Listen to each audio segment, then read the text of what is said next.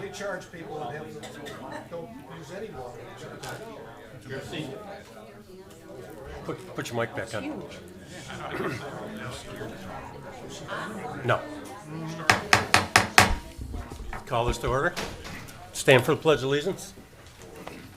I pledge allegiance to the flag of the United States of America and to the republic for which it stands, one nation, under God, indivisible, with liberty and justice for all.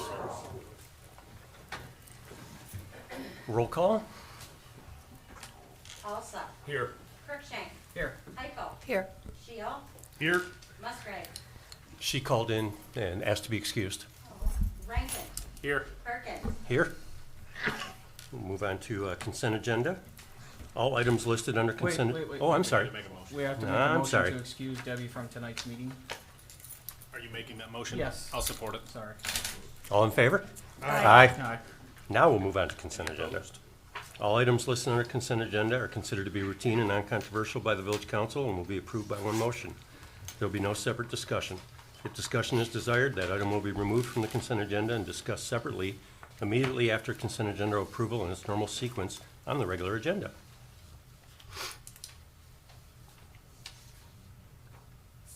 Make the motion that we approve the agenda as printed. Support? Roll call. Heiko. Yes. Shield. Yes. Rankin. Yes. Alsop. Yes. Kirkshank. Yes. Perkins. Yes. We did have a scheduled presentation by Chief McGee, but they were deployed down to Hurricane Irma. And once they arrived, they were undeployed. So they'll be returning, I believe, on Thursday. So we need to amend the agenda, or is the presentation not? No, it is not going to occur. Okay. But do we need to amend the agenda to show you that? We could, yes, we could delete it, that would be appropriate. Okay. So make amendment to the agenda to remove the presentation from Chief McGee. I will support that. All in favor? Aye. Move on to public comment. Members of the public can address the council once recognized by the chair. Comments are limited to a maximum of 4 minutes. Council may extend this time by an additional 4 minutes by a majority vote. Prior to addressing council, members of the public shall state their name and address for the record. Do we have any public comment? Yes, ma'am.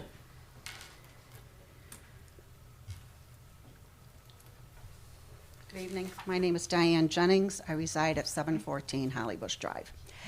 I'm going to ask you 4 questions, and I would like some answers or clarifications or comments.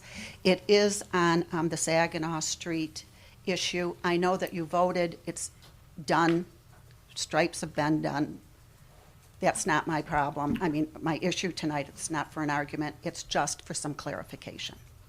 So number 1 is, people are still talking about it, and I think it would help if we had some answers. Okay, so number 1 is, what was the factor or factors that determined the need for council to consider a change on Saginaw Street last year?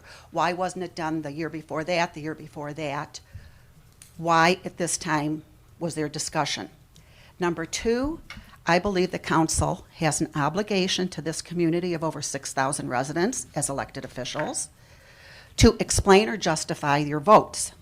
So I'm asking that each of you state to us tonight the facts, research, or reports you used to come to the conclusion on why you voted the way you did. And number 3, this is for President Perkins. I was at a meeting in May. You assured me that there was going to be a public meeting. That didn't happen. And according to the minutes of June 27th, you stated twice that you'd like a public meeting. Obviously, there was no action taken at the meeting. A vote was called for, which was passed unanimously. And after the vote, according to the minutes, you again stated that you'd like a public meeting and that you would do so in the near future. I'd like to know why a public meeting wasn't called for. What good would it do to have a public meeting after the vote? And it's been 7 weeks since that meeting, so what's your definition of near future?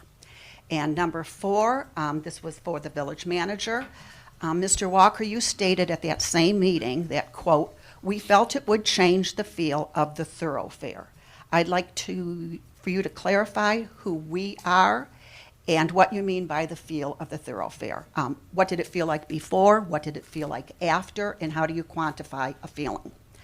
The second is you stated more business and pedestrian friendly. Well, I did some research and I went to about 7 or 8 businesses on Saginaw. I have their addresses. I can tell you who I spoke with. They didn't tell me that they talked to you, and they didn't give me the same feeling that they felt this was friendly. So I'd like to know who you spoke with. And then lastly, you stated council asked to see the report, and I'm assuming that was the TIA report. And that is the only thing required tonight. So I'd like to know, was that the only thing that council required to see? Or was that you talking, saying that was the only thing that was required for them to know about? So thank you for listening to me. Yes, ma'am. I would like you to have the courtesy to maybe make these comments to the public before you go into your general session tonight. Thank you. Well, where would you like us to start? Well, okay. I'll I can I'll stay answer, here? I'll answer my Okay. question right now. I would Okay, still no- like to have a public hearing on the Okay, issue. number one, what was the main factor that last year, what happened where you didn't do it the year before that or year before that? What was the main driving force? I personally can't answer that because I wasn't on council. Okay, can I anyone- was against the bike lanes. Okay, but you voted for it, but can anyone No, I did answer not. what? I Oh, wasn't I on thought it was council. unanimous, I'm sorry. I wasn't here. Okay. What was the Anybody reason? want to field the question? The reason it was brought up in that specific year tied in with the design charrette that was done for the village with the county. Originally, I was against it myself, but after researching and listening to the Traffic Improvement Association, how it would reduce accidents, which it has. There hasn't been an accident since the road diet was enacted. That discussion altogether, along with making the sidewalks safer, because we don't have there is no buffer now between the street and the sidewalk, so people get pounded with water, rocks, and so all of those things considered, which was why I made my vote yes. So I can't speak for anybody else, but me personally, that was it. Okay, so the research that you did included just the charrette? No. Okay. The Traffic Improvement Association. Okay, they so those presented a two rep- things.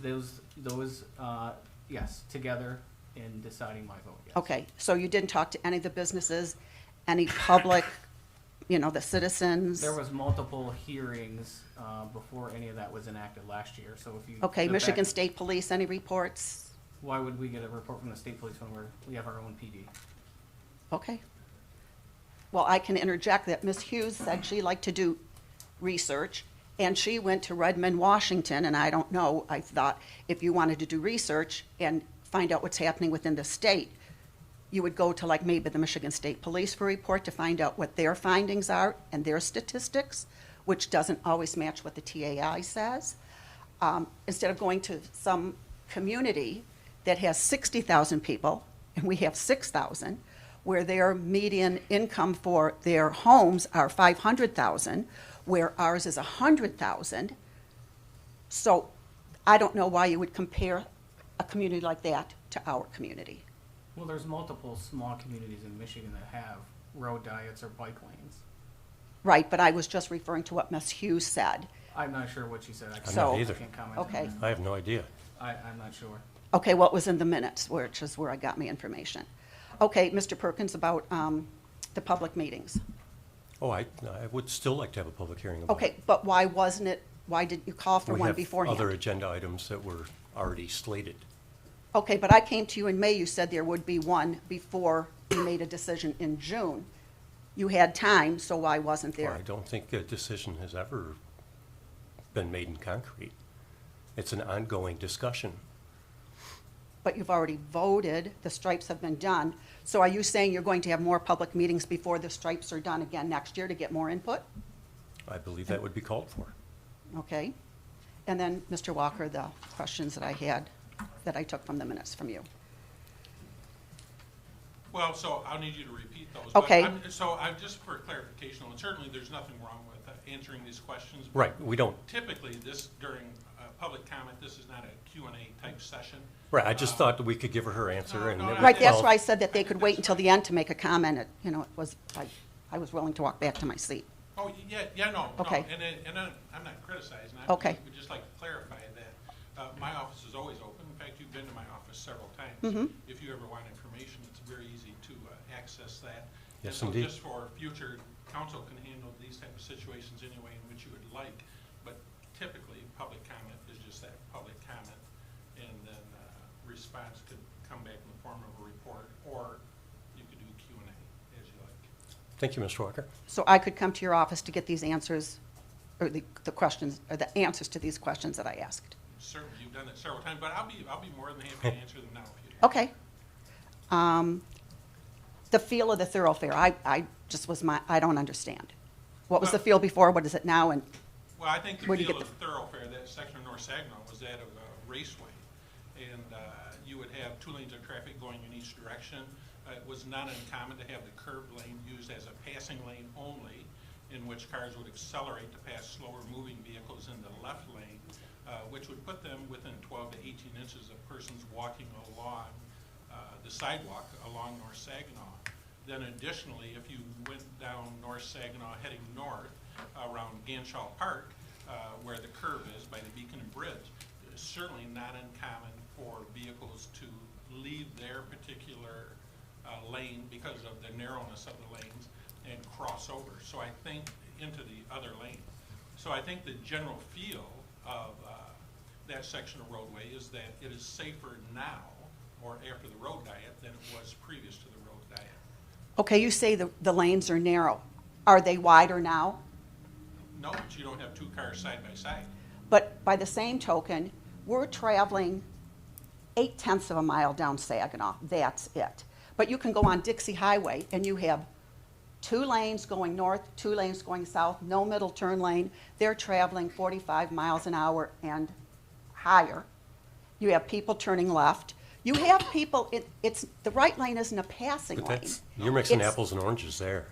Dixie Highway is a major thoroughfare. This is a downtown area. There's accidents always there. I think one of the points that was made was that we absolutely don't need as much lane, as many lanes as in our downtown area along Saginaw as they have on Dixie. There's really no point in having that much traffic capacity because we don't have the traffic. Okay, one issue I'd like to make. If you're traveling southbound on North Saginaw at certain times of the day, you are backed up north of McKay's because there's so much traffic coming down. We all agree And on you that. sit there and wait and wait. You have now created the same problem for the northbound people. You're in one lane. I have sat for 3 traffic lights trying, and you just have to sit in that single file lane. So it seems to me you're creating the problem that we have on the southbound, on the northbound. There's also an issue that, just by chance this weekend, I was downtown. I'm coming northbound on Saginaw, and there's 3 cars trying to turn left onto Oakland Street. Again, you're stuck behind single file lanes because the bike lane starts there. You are just stuck. It seems like it's creating problems. It's creating problems, but we're getting Well, off. as We're I getting said, off. We're getting off. it is a topic for further Ma'am, can I discussion. talk to getting you off. just, ma'am, We're can I getting talk to you off. just for 1 second, Sure. please? I live on Oakland Street. Mm-hmm. When I voted for them bike lanes, I hated the thought of it. Okay, I run the Holly Car Show. Every Wednesday, you can talk to Mr. Walker at 3 o'clock. You almost get killed through there with semis and everything. I haven't had a bit of trouble coming off Oakland Street since in bike lanes. I voted for it, but I told them in 1 year we would look at this. The council promised us that we would tear down some of the buildings, make it look really nice. We're tearing down the car wash. We are making it nice. I don't mind the bike lanes now. Slow traffic down so you don't get killed. My kids walk up to the store. They're scared on the sidewalks. Now they walk because you got a long distance. Even if we took them bike lanes out and made them all sidewalks, you'd be safer than the way the cars are driving 50, 60 through there. All right, I talked to Chief Story about the people going 50 and 60. That That rarely becomes a law happens. enforcement issue. Not now, but they did. Even before. 40 You is have really 2 fast lanes when of you're standing right traffic. next to It's it. hard on that curve with an 0.8 of a mile, or 0.8 of a mile, to get up any speed to get going. Okay, we've But you're right, we're well off topic exceeded our again, time, you're and right. I allowed you to speak, and I appreciate that. Thank you, Thank you ma'am. for your time. Mr. Feeney? Pat Feeney, 210 Franklin Street. I just have a kind of a question, and actually, I should have spoken to you, Bob, about this, but what is the process that we give permits for street events? Nothing wrong with it, so don't anybody jump all over my case about that I have a problem with the street events. But you speak about 3 o'clock in the afternoon. I've been stopped by people putting cones up for the car show at 3 o'clock. Oh, I the have time? Is that certain the, spots. is that the time? No, Bob. Bob, I mean, at the intersection. My question is, I run into the car show issue on this. Now, for those who don't travel through during the daytime on that, that is an issue, and I think you could probably ask a few residents about that. But I also like to know about permits about Battle Alley. I go down on a Saturday afternoon and been told I can't go down Battle Alley because they have a wedding going on. Now, nothing wrong. I think that's really unique that we can do that. The Holly Hotel has done it for years, and we now have another venue doing it. But the fact of the matter is, stopping people and telling them they can't go down, and then when you look and you find out that the wedding isn't for a couple hours later, and they're setting up and disrupting business, unacceptable. If they're getting permits, the permit should state later in the day. And I think it wouldn't be all that difficult for them to put it later in the afternoon, because quite frankly, you get around 4 or 5 o'clock on a Saturday during the summertime, you're not upsetting any businesses. 11, 12 o'clock in the afternoon, yes, you are. You know, matter of fact, I'll tell you quite frankly, I had people who I raved about the Davison Bread Company. Parked over on the other side, you know, tried to walk down Battle Alley, think they'd walk through town. Couldn't. We're told they couldn't. Now, that's unacceptable. And quite frankly, I'd like to see the events continue. I'd just like to see them done in proportion and a time that they're not disrupting business. And they are. Janie's Coffee Shop, which Mr. Walker, I've seen you sit down there on a Saturday morning. You know darn well it's busy. They come in there, they overwhelm their business to use the bathroom. Come on. That's ridiculous. You know, they're out there setting chairs up. Come on. You can get a crew that can set up chairs and set up, you know, get into a routine and do it fairly quickly if that's your business. And like I said, doing it later in the afternoon, which the Holly Hotel has done. And they also do not stop people on the street until the ceremony's coming up, and usually they're nice about it. The fact, like, here it's going on, people don't have a problem. You stop me and tell me I can't go down there. Why, there's just empty chairs there. Ridiculous.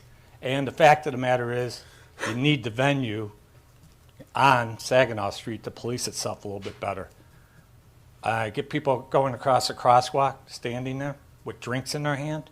That's, you know, come on. And I don't want to have this little patronizing, well, that doesn't happen. It does.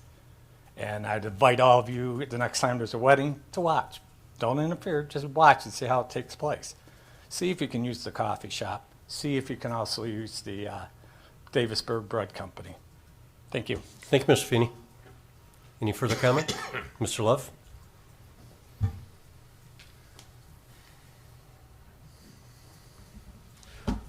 Hi, John Love, 200 North Saginaw.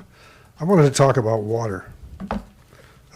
2 sheets of paper I passed out here.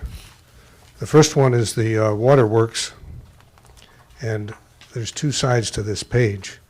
One is this proposal that you grant me access to the site and rights to work on it, and some kind of arrangement of ownership or the future of the place. And then give me a time limit of 6 months at the end of the village has the right to okay the fixes and award the demo funds or some portion of it toward the renovation and transfer the ownership to Riverwatch or somebody. And the last option is reject whatever has been done and demo it, so you don't lose anything. And here's what you gain, and this was written by Sue Julian, the Headwater Trails, back in 2012, and it explains why it's central to Holly's history. The remnants are gone in other communities, and it's recognized as historic by several operations. The potential is a welcome to Holly site instead of another bush. or there's no sign that even says there's a canoe launch there. Citizen support, it's a feasible restoration. I restored the mill that had some big problems in it too, and the wood was rotten and the floor was bad. There was no floor in sections of it. And it's an investment in preserving history. So this is a proposal I made. I'd like you to consider it instead of continuing the demolition, because Mr. Love? this is the entryway. Yeah. Just 1 second. Let's say the village or the council would give the authority to fix it, and we give you the funds. Let's say in 6 months you're not done. Who would pay the village back? I'm not asking for the funds to start the project. I'm asking for the funds when it's at the end of the 6 months. Oh, okay. And if you don't like what's being done, you have nothing in it, and you can blow it up. And So- who's going to do the construction? Well, I can't make that kind of plan without access to the building, and I'm not going to waste money going around and talking to people and waste my time if it's you're not amenable to making this final effort to solve it with some cooperation on it. Not, well, give us a big plan, work forever, and come up with some scheme. I'm not doing that. I want to deal with it in a way that is, when I put my time into it, it's going to be meritorious. The other one is this water deal with the water rates in this lawsuit that you have going. It's in the alignment, the basis is this Bolt versus the city of Lansing. And here's the three criteria, the three elements that are part of it is that it has to, there's three primary criteria. Not a revenue raising purpose, but it should serve some relationship to the costs of running the system. It should be proportion to the necessary costs of the service, and the fee should be voluntary. In other words, property owners that don't have their water hooked up shouldn't be paying, period. It should be if you use more water, you pay more, not a fixed amount no matter how much water you use. Those are the elements that the Supreme Court said were the criteria. And here's a copy of a letter I wrote in 2012 outlining the current system and the proposed changes and how you could change it very easily. Now, I know you're spending a lot of money on this top-level lawyers that you have. You don't have the current village attorney working on it. You hired somebody else. And all these lawyers do is just tell you, well, we're working on it, and let's do this, and let's do that, and run the bill up. I think you should get somebody in here to talk about it to you, since you're the managers, you're the manager, but you're the people that are responsible for oversight, and not let this fund of money be drained from the water system in an outrageous way. Work out a settlement along the lines that are outlined here, and then we can bring it to an end instead of wasting money on lawyers, because nobody wins on that except them. And that's just unacceptable. It's just bad management. So those are the waterworks for you to Thank you, Mr. Leff. look at and consider. Thank you. Do we have any further public comment? No? We'll end public comment. Move on to old business, of which we have none. New business, we were having a study session discussion, sir. Yes, thank you, Mr. President. So the intent of tonight's meeting was to have road professional services continue on with their discussion regarding needed road repairs within the village.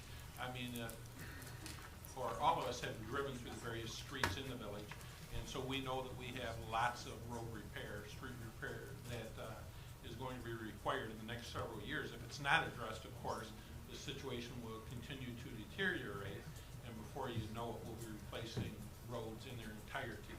And so as we look at this road professional services, they conducted pacer ratings on our streets. They've estimated about $15 million just in road repairs, not including the infrastructure beneath the roads. Mr. Clausen is away at training this evening.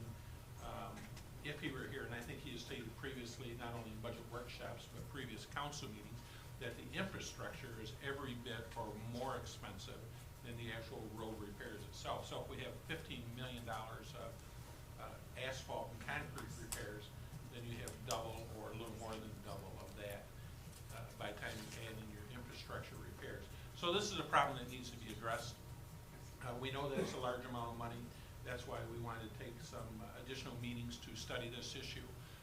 Roe was not able to be with us tonight because of scheduling conflicts, but they will be with us at the October study session meeting, and they will talk about final recommendations for methods of road repairs. And so they have some experts with their firm that will help us out with that. From that meeting then, right after the first of the year, what I would like to do, with council's permission, is bring in perhaps Plant Moran and perhaps a Benzinski and Company who has assisted us in financial matters in the past, and talk about some methods of financing. It could be bonding, it could be a road millage where the residents in the village would be able to decide through election whether or not they wanted to proceed with these repairs and to what extent. But I think we would have a good study period then in order to do that. Once we're through that educational series on methods of financing, then it would be up to council to decide what, I use a pun here, what road you wanted to choose to go down to address this problem. And if indeed we were looking at millage requests for the public, that we would then decide what cycle or what election that we would schedule it for. And so that's the first thing. The second thing is that we have left out there that council had previously said that we would talk about was that a 425 agreement with the township. And certainly this is just informational at this time. But one thing that needs to happen is, of course, former President Ryan Glatzik was on that committee when Ryan did not run for election again.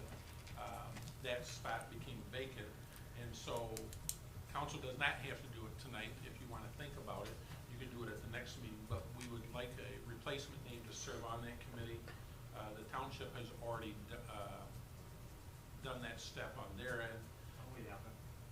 It was my understanding that Supervisor Cullis was It was an informal thing done by the board. Mr. Feeney? so, but regardless of what the township does, it's still proper for us to appoint another representative. And so if you could think about that, we could put that on the next agenda then, and then move forward. So the committee made a presentation to the township board earlier in the year, informational presentation. Once the new committee members appointed from our council, then we would look at doing a similar presentation to the village council, and of course advertise it for public input. But we'd like to move on from there and have a couple of public meetings, perhaps at Patterson Elementary or out in the community near the affected areas for consideration. So that's kind of the course that we're looking at. So certainly if council has any input as we approach those meeting dates, I'm open to those.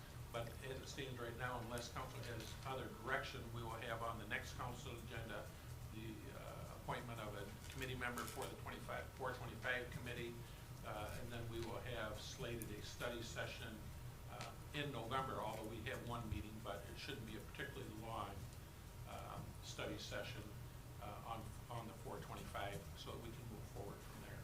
And so that's all I have for you tonight by the way of study session discussion. Thank you, Mr. Walker. Can you refresh my memory who was on the previous 425 in total besides Ryan? Yeah, so it was Councilor Rankin, President Pro Tem Musgrave, and Ryan, and then myself as a staff member. And then from the township, it was Supervisor Dale Smith and Treasurer Mark Freeman. Okay. Well, thank you for that. Yes. Well, you get to talk again, Jerry. Village reports. Mr. Manager? Okay, so I don't have a lot other than what's in my my written report. I would just remind council that this is the week of holiday on Saturday, and so events start first thing in the morning at 9 o'clock with a color run or walk. And so if you'd like to attend that, I think that Councilman Rankin, probably since it was his idea, will be coordinating the schedule for the dunk tank. And so the earlier the better, I hear, when you get into the weather. Yeah. I'm not sure it'll be warmer, but they'll probably be clearer. So if you could keep that in mind.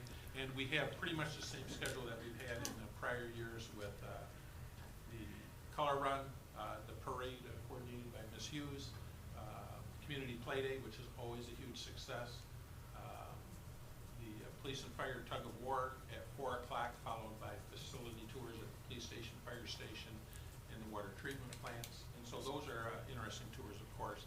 And then as you head into the night hours, the event tent in front of the Moose, along with the live music and fireworks, 9 to 9:15-ish, depending on when the darkness sets in.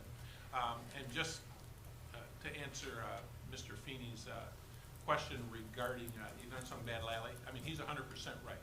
I mean, when you have the Holly Hotel and the Vault both having events on the alley, that's something that needs to be looked at. We've talked about that with staff internally, that once we got through this wedding season, because the permits have already been approved for this year, that we will probably look at some type of policy to discuss with council before any approvals next year. Certainly, we don't mind the events.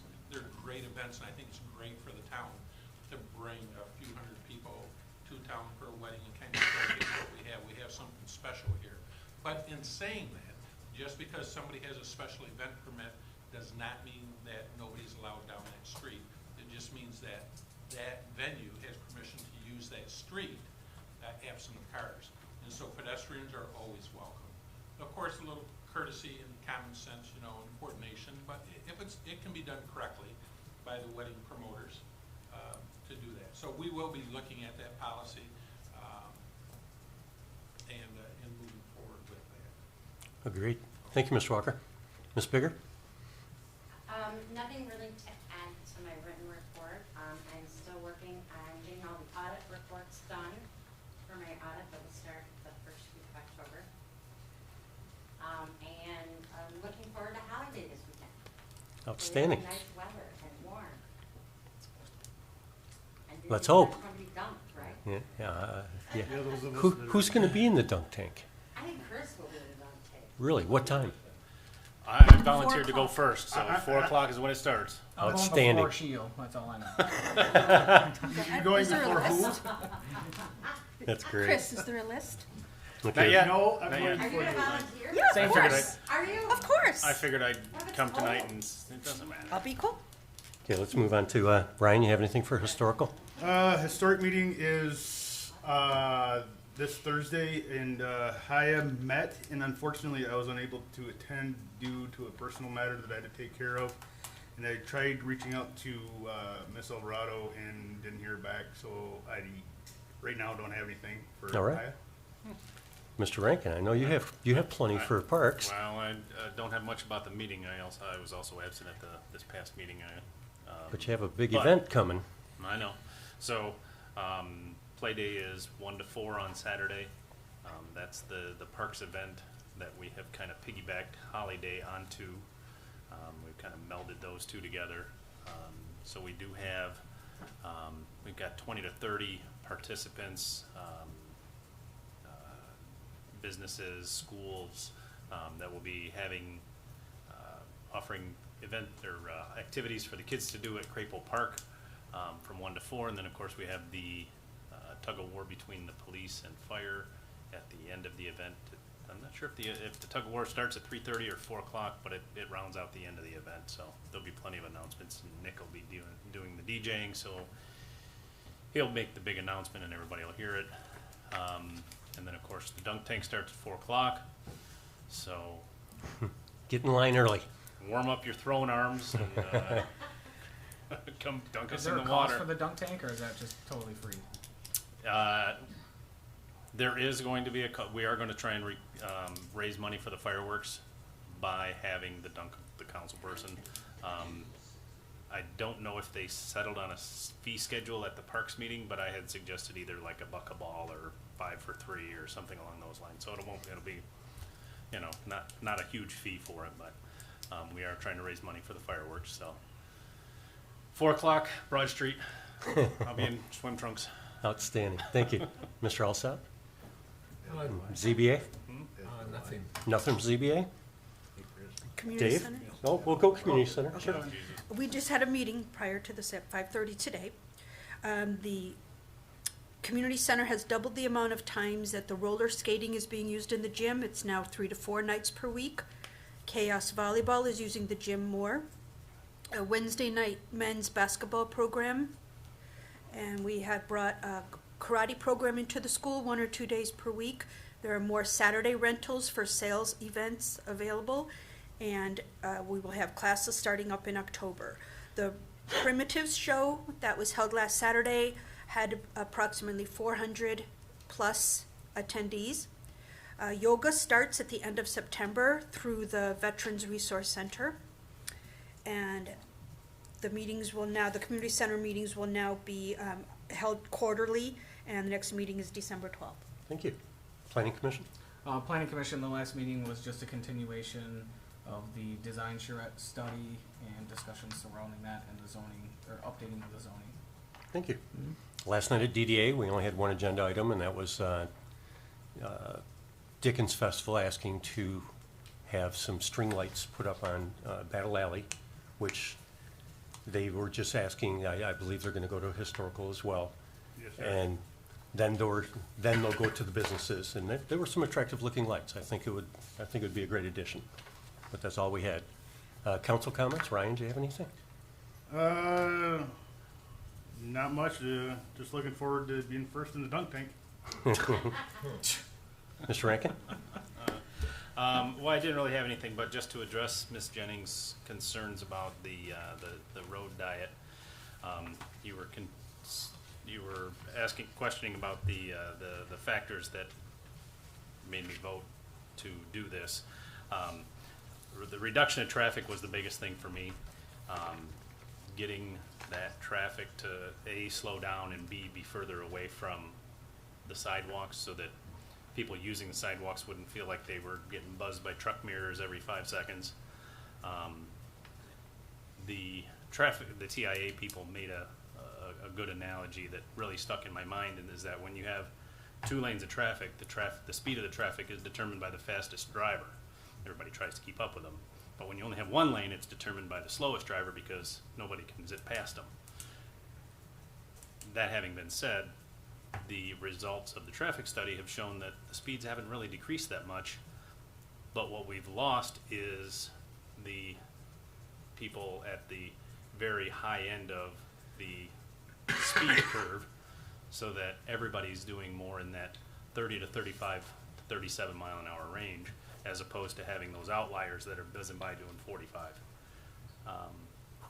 And then I also, and I haven't brought this to anybody's attention, but as far as the left turn lane at Oakland, I would like to, and I'll get with Jerry about this because I've had this idea for a little while. I would like to see the feasibility of modifying the left turn lane. And instead of closing off the left turn lane and opening it up to the 2 lanes of traffic on the southbound side, just continuing that left turn lane. So because the left lane at the intersection is a left turn only anyways. So if we were just to continue that left turn lane up to the intersection, that would give people turning out onto Oakland a buffer. So I'll present that to you shortly. So those were my reasons. Mr. Alsop? Yes, sir. I want to answer your question about the car show. You're there all the time. Okay, we might get between 10 and 600 cars by 4 o'clock. The only question I have is, when does the event start? It seems It's to be supposed to leading start into earlier in the afternoon. No, and it's supposed to start at 4 o'clock, Okay, so anything but it before takes an hour to set it up, and you don't know how fast the people come in, and we'll only throw barriers at the right side, and we'll keep the left side open so they can get out. I'm being cautious because the fire department talked to me about that. Well, then maybe it should be 3 o'clock, because I come in there at 3 and there's a lot of people, not just myself, I'm in the middle of cars backing up, the street's closed, and. Once in a while, and you'll you know see what? that. And I'll ask you, this is not on you, because I know working with any large group of people, you always have different people. Some of their attitude has gotta be adjusted, because if I'm driving through there, you're the ones that are, until 4 o'clock, that is a public street then. But there's no, I understand your confinement time-wise, and I have no problems with you working them in where you can. But when I get someone who's sitting there pointing their finger at me and telling me to, you know, I'm in the way at 3:15, that's not acceptable. Now, you know, at 4 o'clock, you know what, it's your street, and there's no way if the guy tells me back up and turn around, that's exactly what I'm gonna do. what it is a lot of commotion that store owners at 4 don't move their Well, cars. that's the other question too. Could you police a little bit better? I tried to get into the township hall and have an attitude with people who had their chairs right in front of the door. And it was a simple fact, I'm going in the door, the offices are open, and that's a matter of policing, and that's a matter of you don't know who, you know. I need volunteers.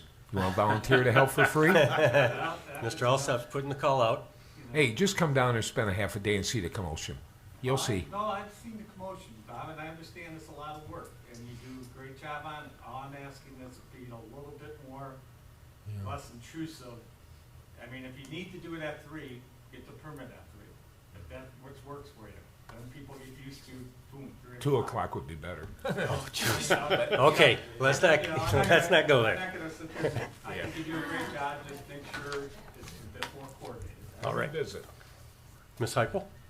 I wanted to address Ms. Jennings' question of what the criteria that I used to vote for the traffic.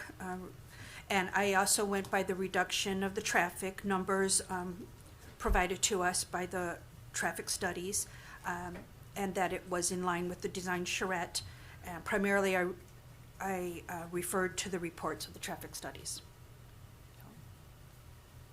Mr. Cruikshank? I already gave my explanation originally, so I'm good. All right, I have nothing. Mr. President? Chief? Yes? I guess I'd like to kind of sort of maybe answer Ms. Jennings. Feel free. I was not, much like President Perkins, I was not on council at that particular time to make the decision, so I don't have any information to give to you, because I didn't help make that decision. Ms. Hughes, do you have anything? Okay. Chief? Mike, you have anything? Oh, quite all right. All right. Open it back up for public comment. Keep it to 4 minutes. State your name and address for the record. Yes, ma'am.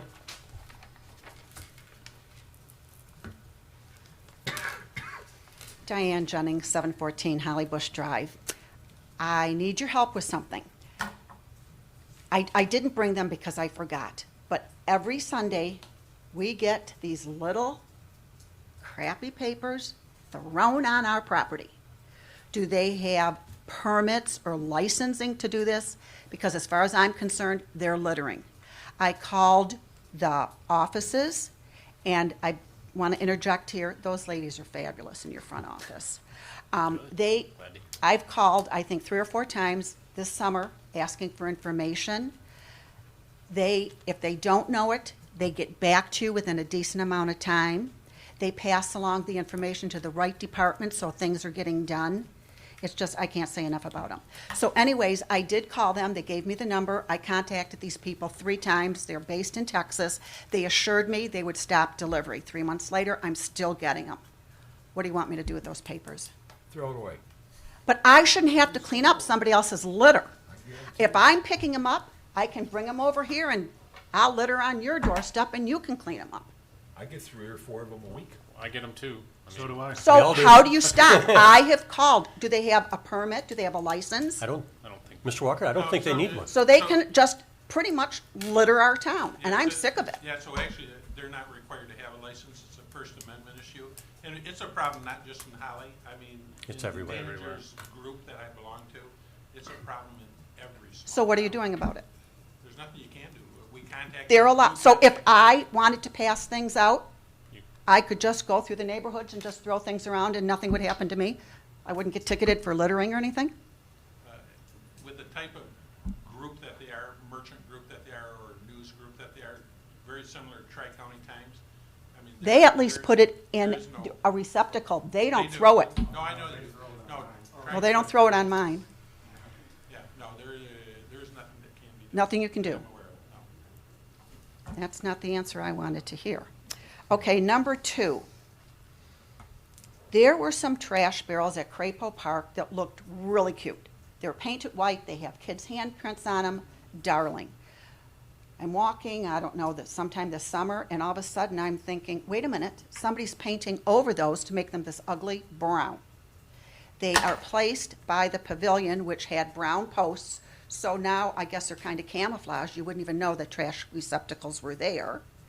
Today I'm walking and I noticed that the pavilion is now painted red. And they are these ugly brown trash barrels that now look even worse because they stand out. Why was the decision made to to change from these white, cute, hand-printed things that belong in a playground to ugly brown things? That's actually a difficult answer, isn't it? It's, I mean, somebody painted them, I'm just wondering why. Well, so actually, it was a volunteer effort, and I would just say beauty's in the eye of the beholder. The people who painted them, the family, they did it as a community service project with their children. They thought it was very tasteful. They didn't do anything that wasn't approved. While the village did not approve the color, the village approved the painting. And from time to time, they needed to be done. The red actually has been on there for probably 2 months, at least 6 weeks, I would say. Okay, They were done at the original time of the repainting. okay, so it's better to have these brown things than cute little handprints. Okay, just, I guess, that's someone's opinion. Okay, good.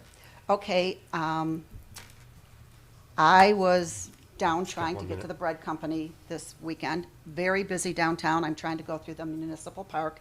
And I noticed in the municipal park behind the old mill, it was packed, but I noticed that there's an unlicensed trailer sitting there. And not only is it unlicensed, sitting not even in a parking spot where it's painted where there shouldn't be any parking, it's just been sitting there. And between the building and this trailer, there's junk. There's some old wood, there's some pallets, there's wheelbarrows. It looks terrible. I'd like to know why it's not being cleaned up. I commend you because this summer you have tried to come up with ordinances on broken windows, how they have to be boarded. I think you did something with trash cans just to make the village look so presentable. Logical solutions to a problem look so great. But then you allow this to go on, so it seems like you're taking 2 steps forward and 1 step back. So, You're at time. okay, so can you tell me why you have unlicensed vehicles or trailers I believe parked there? that's sitting on private property. It's a municipal park. No, Mr. Love owns those parking spaces. I don't know where he's parked. I'll talk to him. Okay, but the Okay. sign said municipal parking area. Right. So that's what I'm going by. Yeah, So but some of that- that's private? That There's a particular section piece of of property is private. So the unlicensed vehicle, I can't speak to that. I wasn't aware that that was there. That's a police matter. So we can follow up on that, whether it's on private property or not. It shouldn't All be vehicles have unlicensed. to be licensed. So Terrific. definitely we can follow up on that. As far as the building construction material, they have an open building permit, Which means, which means they can have construction material stored until the building permit is closed. and when did they apply for it and when is it closed? It'll be close, I don't have the exact date, but certainly we can get that. But they have a few months left on the permit. I know they're not done with the project. I'll talk to him, we'll take care of it. Okay, thank you. Do we have any further public comment? Mr. Love? Well, a couple of things when we talk about the bike lanes. Have we ever had any bike accidents in the time? There have been no bike accidents Okay. related to the bike lane. There was one accident in which a bicyclist had a medical emergency and fell off the sidewalk into the bike lane. Was not struck by a vehicle, Yeah. but fell off the sidewalk. Well- Right, because there was a bike lane and there were no cars driving there. Anyway, there's some good parts of it and there's some bad parts to it, like everything else in life. So it's just a matter of which ones are gonna take the priority. One of the things is that, that traffic study that you had, they said the traffic was the same. Roughly. The traffic flow is very close. It's So up it wasn't- 200 in one direction and down in the other. That day, you know, and what time of the year, I don't know how. It was the same time of year. It was done the same time of the year before school vacation, during regular school bus routes, the whole shot. All right. The one thing I've noticed about it is that you have to pay more attention to traffic, but these the occasional bicycle, these guys think they own the road, and they come to these intersections, and they're not even looking. You can't see them. So it's one of the problems with it. And I know that I pay more attention to traffic driving in that conditions and less to the businesses, because I can't look. You got to look right at the road the whole time. You can't even look at the businesses. So that's one of the other sides of this coin. Thank you. Thank you, Mr. Luff. Do we have any other further public comment? No? We'll adjourn this meeting at, what do we got? 7:50?